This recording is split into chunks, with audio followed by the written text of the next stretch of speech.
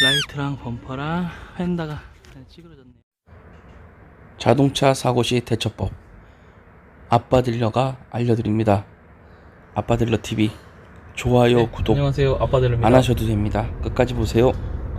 지금 제가 옷이 복장이, 제가 하루짜리 휴가를 다녀왔어요. 이제 휴가가 없이 일해야 되니까 하루짜리 휴가를 다녀오고 오는 길에 이제 사고차 의뢰건을 하나 받아서 지금 차를 보러 가고 있어요. 이제 내용은 뭐냐면은, 아내 친구가 비가 많이 오는 날 아이들을 데려다 주러 이제 픽업이 아니죠, 내려주러 가다가 이제 주차되어 있는 차를 이제 부딪혔는데, 그거에 대해서 이제 보험 접수는 돼 있는데 그 차를 이제 제가 가져가서 고쳐줄 수 있는지 물어보더라고요. 그래서 제가 지금 차를 보러 가고 있고요. 오늘 제가 하고 싶은 얘기는, 차를 사고가 났을 때 너무 당황하지 말고 제가 이게 말씀드리는 것만 딱 정해서 하시면 될 것 같아요. 우선은 사고가 났을 때 침착하게 좀 상황을 봐야 될 것 같아요. 예를 들어서 주행 중에 도로에서 상대방 차하고 사고가 났다 싶으면 그 자리에서 일단은 도로 통제나 교통이 복잡하고 그런 곳이라 그러면 그 상황에서 사진만 간단하게 찍고 차를 갓길로 빼고, 그게 아니라 좀 한적한 곳이라고 하면 그래도 어느 정도 좀 그때 상황을 보존하는 게 좋기는 해요. 왜냐면 요즘 블랙박스가 상시로 돼 있을 때는 거의 못 잡아내요. 그러니까 예를 들어서 교통사고계로 가서 블랙박스를 까보면 한 13건 중에 2건은 못 찍었어. 블랙박스가 못 찍는 경우도 많고, 나중에 보자 그러고 좀 시간이 지나서 2-3시간 지나면 없어져 있는 경우도 많고, 그래서 제일 좋은 건 현장 사진을 좀 남겨놓는 거고요. 두 번째는 이제 빨리 각자의 보험사에 전화를 해서 어느 정도 보험 접수를 하는 거예요. 그리고 만약에 이 친구처럼, 아내 친구처럼 비가 막 오고 아이를 어린이집 가야 되고 그런 상황이라면, 그때는 주차되어 있는 거고 사람이 타 있지는 않으니까 우선은 전화번호를 적어 놓고 아이를 이제 어린이집에 보내고 이제 그러고 나서 집주인하고 통화를 하는 것도 한 방법이죠. 지금은 그런 경우고요. 그리고 또 보험 접수를 하고 나서도 이제 이 아내 친구분은 궁금한 게 뭐냐면, 보험에 접수가 됐어요. 가해든 피해든. 그러면 금액이 얼마 나오는지는 사실 너무 걱정하지 않으셔도 돼요. 왜냐면은 지금 자동차 보험이라는 게 나한테 유리하지도 않고 상대방에도 유리하지도 않고, 그냥 말 그대로 객관적이고 합리적인 방법이에요. 그쪽 보험사는 그쪽의 피해자의 의견을 대변해 주는 거고, 내 쪽 보험사는 가해자의 의견을 대변해 주는 거기 때문에 서로 합리적인 선에서 합의를 도출해내는 거거든요. 그러니까 뭐 터무니없는 견적이 들어가지도 않고 그런 거를 용납하지도 않아요.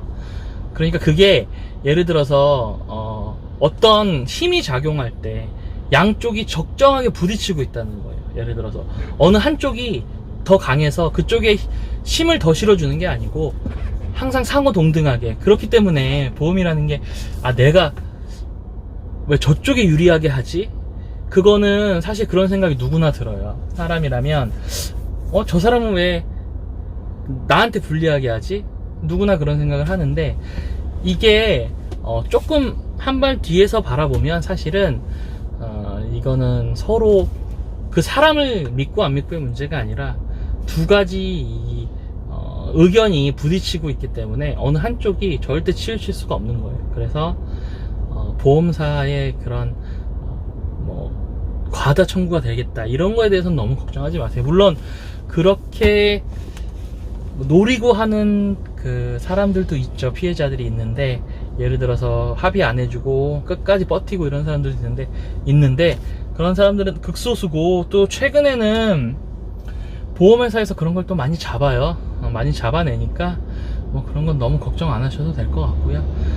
그리고 또 이제 접수도 했고 또 보험사를 어느 정도 믿고 처리를 하셔야 되고, 그리고 세 번째는 수리를 한다 그랬을 때는 이제 꼭 이제 수리 진행 과정을 좀 알아보시는 게 좋고, 내가 피해자든 가해자든 진행 상황을 좀 알고 또 진행 상황에 대해서 좀 나한테 얘기를 해줘라 요청을 좀 하시는 게 좋고요. 보통은 다 그런 진행 상황을 꼼꼼히 얘기해 주게 돼 있는데 사실 지켜지진 않아요. 대다수는 그냥 넘어가요. 사실 넘어가는데 되도록이면은 그런 거를 먼저 요구를 좀 해주시면 아마 그쪽에서도 보험 직원이 충분히 동의를 할 거예요. 네, 그리고 또 제가 한 가지 말씀드릴 게, 저희 아버지 경우인데 사고가 나서 저한테 연락할 틈도 없이 새벽에 사고가 났어요. 저희 아버지 차는 도로에 주차돼 있었고 상대방 차는 음주를 해서 우리 아버지 차를 부딪히고 반대편 차선으로 넘어가서 차가 폐차가 됐어요.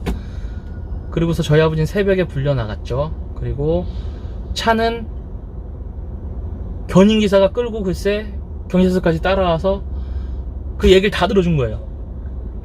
두세 시간을. 아버지는 당연히 그 사람한테 차를 맡겼는데 그 사람은 좀 서울에서 알아준다는 그런 공업사로 갔는데 엄청 먼 데로 간 거예요. 그래서 제가 다음날 그러지 수리하지 마시고 그냥 놔두세요. 지금 차를 폐차될지도 모르는데 그걸 수리할지 안 할지 지금 아직 결정 안 했습니다 했어요. 그랬더니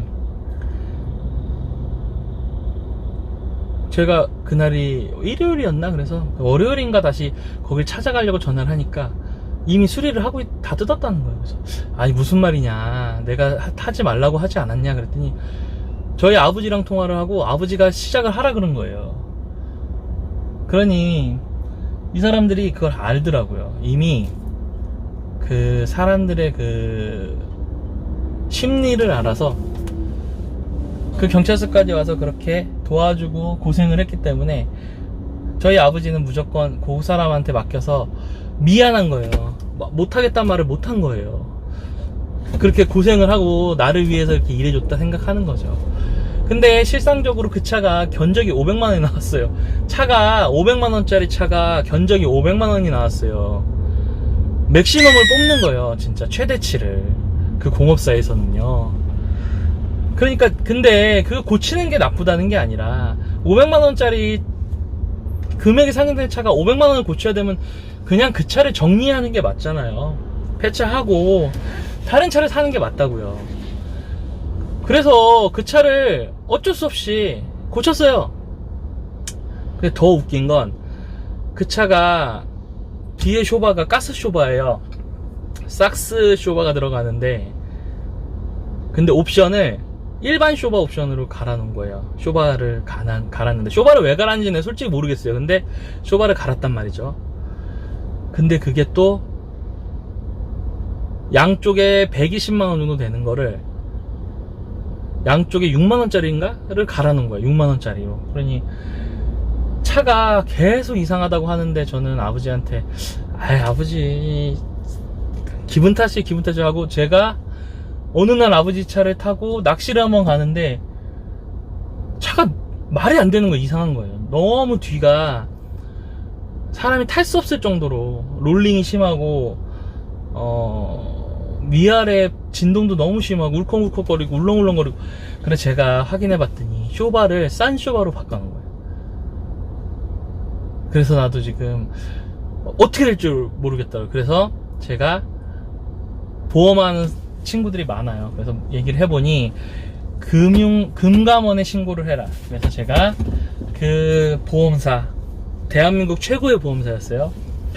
거기에 전화를 하기 전에 금감원에 먼저 신고를 하고 했더니 그 지역의 팀장한테 바로 연락이 오더라고요. 네, 그렇게 해서 쇼바를 다시 교체받았던 적이 있어요. 그런 식으로 여러분이 보험 수리에 관한 거를 내가 피해차라고 해서, 물론 가해차들은 자기가 좀 생각을 하고 돌아보겠지만, 피해차라고 해서 알아서 다 고쳐주겠지라는 생각 하시면 안 되고요. 처리를 하되 그 사람들을 믿되 대신 어떤 수리가 되고 어떻게 했는지, 그리고 언제 끝나는지, 이런 거 정도는 꼭 알아두셔야 되는 거예요. 꼭 꼬치꼬치 물어보시고, 또 알려줘야 될 의무가 있고, 그 사람들은. 그리고 그거를 또다시 고지할 필요가 있어요, 이 고객들은. 네, 그렇게 오늘의 이게서 이야기를 정리를 해드리면, 자동차 사고 수리 보험 접수할 때의 3가지. 자, 첫 번째, 사고가 났을 때는 내가 가해자든 피해자든 당황하지 마시고 침착하게 보험 접수를 우선 하세요. 물론 상황에 맞춰서. 그리고 두 번째, 보험 접수를 하고 다 했다면 믿으세요. 내가 가입한 보험사를 믿으세요. 물론 상대편 보험사를 믿으라는 뜻은 아니야. 상대편 보험사하고 직접 내가 대면할 필요 없어요. 상대편 보험사는 내 보험의 보험사 직원이 대신 내 대리인이 돼서 그쪽이랑 협의점을 도출하고 때로는 싸워줄 거예요. 두 번째, 그러니까 보험사를 믿어라. 그리고 세 번째, 보험사를 믿되 진행 과정을 항상 알고 계셔야 되는 거예요. 내가 가해자든 피해자든 또는 자차를 했던 내 차가 어떻게 진행되고 있는지 보험사 직원에게 나한테 알려줘라. 이렇게 고지를 꼭 해놓으시고, 연락이 없으면 가끔씩 전화해서 내 차 어떻게 되고 어떻게 수리되고 있고 이런 걸 꼭 알아두시고, 또 수리가 다 끝났을 때는 수리 내역서를 꼭 받으시고요. 그래서 꼭 챙겨 놓으시고요. 이렇게 3가지 팁입니다. 오늘은 지금 차량 수리 의뢰건이 들어와서 외관 수리 의뢰가 들어와서 지금 보고 있고요. 네, 라이트랑 범퍼랑 휀다가 찌그러졌네요.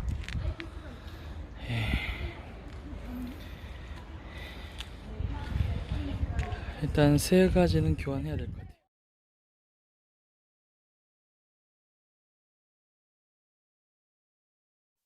네, 사고차는 지정 정비업체로 이상 없이 입고되었고요. 1급 정비 공장입니다. 좋아요, 구독 안 해도 끝까지 봐주십시오.